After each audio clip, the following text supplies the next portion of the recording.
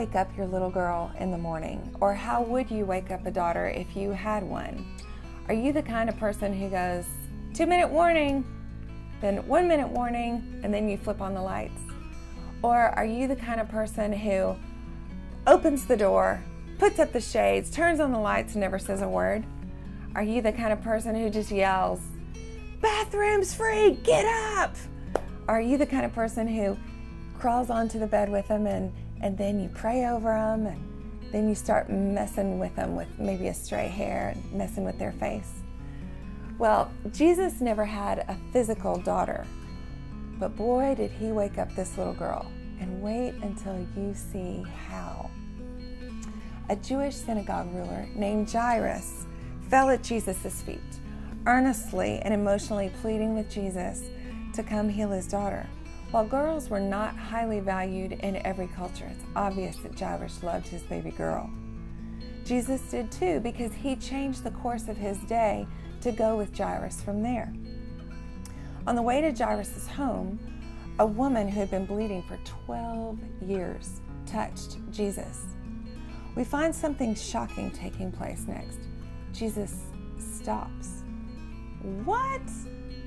Jesus was not in a hurry. What do you think Jairus was thinking when Jesus stopped? Jesus, you don't get it. My daughter could be dying right now. You need to come on. Hurry up. This woman, it's no big deal. Come please, my daughter, my daughter.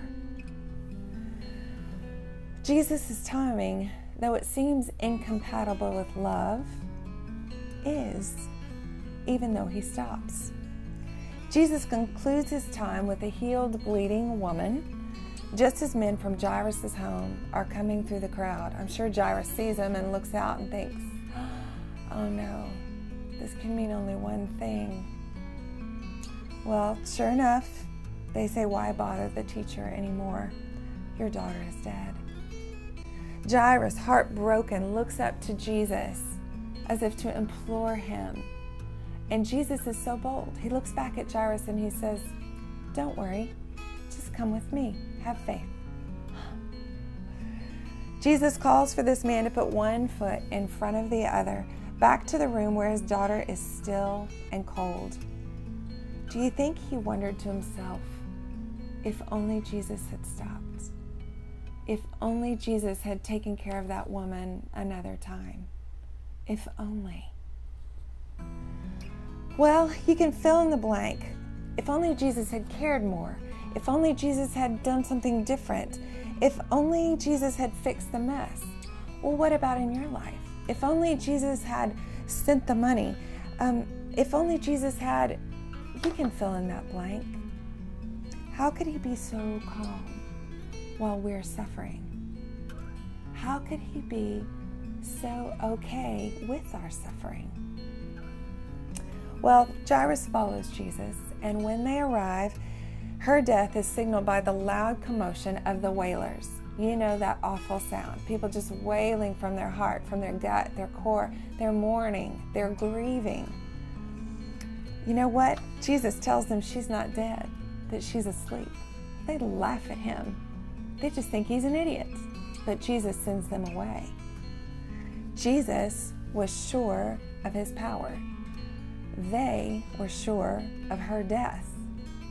Is it possible that they could both be right?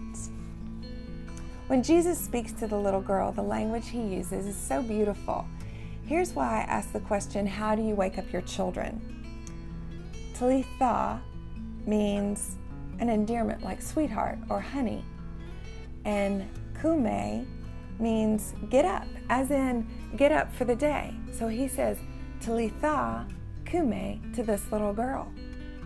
It's as if he put his powerful hand on her little cold shoulder and asked, hey sweetheart, hey baby, it's time now for you to get up. You've got a day in front of you. It's time, get up now. In response to his tenderness and his authority, she immediately got up. I can only imagine how Jairus and his wife reacted. We do know that when Jairus went to see Jesus, he came with hope for healing. He ended this experience with stronger faith and a resurrected daughter. Tim Keller has an excellent comment to ponder about this story. Here it is. Be aware that when you go to Jesus for help, you will both give to him and get from him more than you bargained for. The book is called King's Cross. That's on page 64.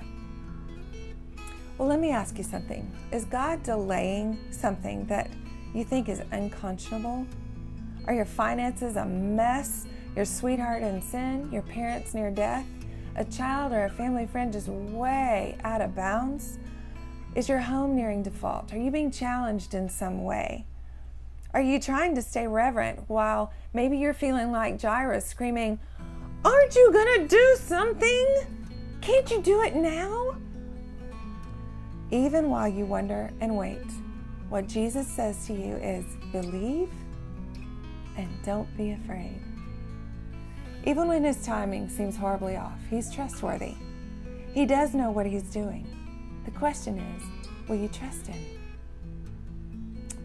Are you like the little girl needing the touch of Jesus to bring you new life? Feel his tender, authoritative hand on your cheek and hear him saying to you, Talitha Koum. Hey, baby girl, it's time to get up. We've got stuff to do. Let's move into this brand new day. For more on this topic, go to our website, 7-men.tumblr.com. There you'll find a list of discussion questions for today and a Bible study. Have a great day. See ya.